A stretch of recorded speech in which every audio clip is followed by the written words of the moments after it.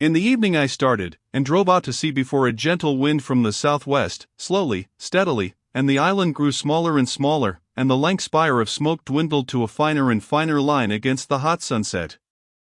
The ocean rose up around me, hiding that low, dark patch from my eyes. The daylight, the trailing glory of the sun, when streaming out of the sky, was drawn aside like some luminous curtain, and at last I looked into the blue gulf of immensity which the sunshine hides, and saw the floating hosts of the stars. The sea was silent, the sky was silent. I was alone with the night and silence. So I drifted for 3 days, eating and drinking sparingly, and meditating upon all that had happened to me, not desiring very greatly then to see men again. One unclean rag was about me, my hair a black tangle. No doubt my discoverers thought me a madman. It is strange, but I felt no desire to return to mankind. I was only glad to be quit of the foulness of the beast people. And on the 3rd day I was picked up by a brig from Apia to San Francisco. Neither the captain nor the mate would believe my story, judging that solitude and danger had made me mad, and fearing their opinion might be that of others, I refrained from telling my adventure further, and professed to recall nothing that had happened to me between the loss of the Lady Vane and the time when I was picked up again, the space of a year.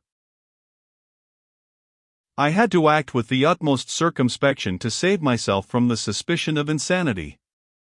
My memory of the law, of the 2 dead sailors, of the ambuscades of the darkness, of the body in the canebrake, haunted me, and, unnatural as it seems, with my return to mankind came, instead of that confidence and sympathy I had expected, a strange enhancement of the uncertainty and dread I had experienced during my stay upon the island. No one would believe me. I was almost as queer to men as I had been to the beast people. I may have caught something of the natural wildness of my companions. They say that terror is a disease, and anyhow I can witness that for several years now a restless fear has dwelt in my mind, such a restless fear as a half-tamed lion cub may feel. My trouble took the strangest form.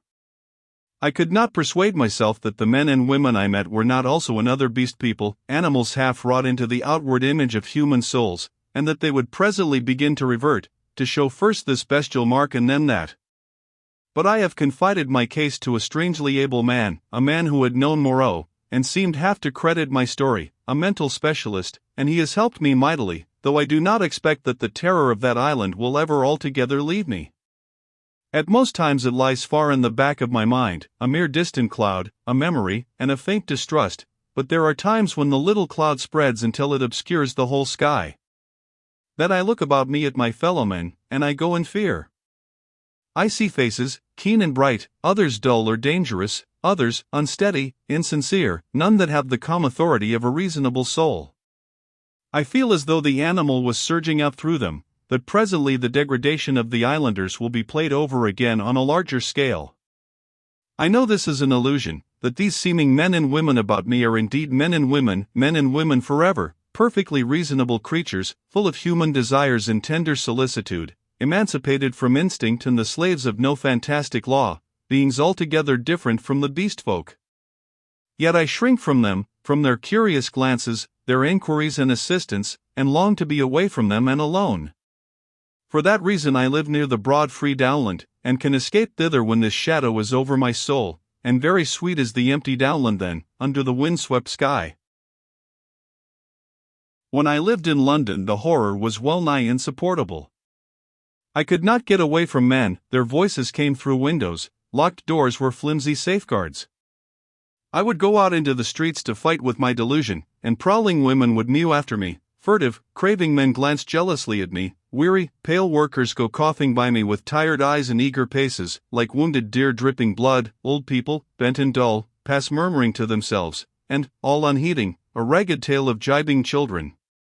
Then I would turn aside into some chapel, and even there, such was my disturbance, it seemed that the preacher gibbered big thinks, even as the ape-man had done, or into some library, and there the intent faces over the books seemed but patient creatures waiting for prey. Particularly nauseous were the blank, expressionless faces of people in trains and omnibuses. They seemed no more my fellow creatures than dead bodies would be, so that I did not dare to travel unless I was assured of being alone. And even it seemed that I too was not a reasonable creature, but only an animal tormented with some strange disorder in its brain which sent it to wander alone, like a sheep stricken with gid.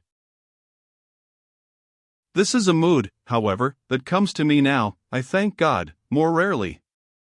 I have withdrawn myself from the confusion of cities and multitudes, and spend my days surrounded by wise books, bright windows in this life of ours, lit by the shining souls of men. I see few strangers, and have but a small household.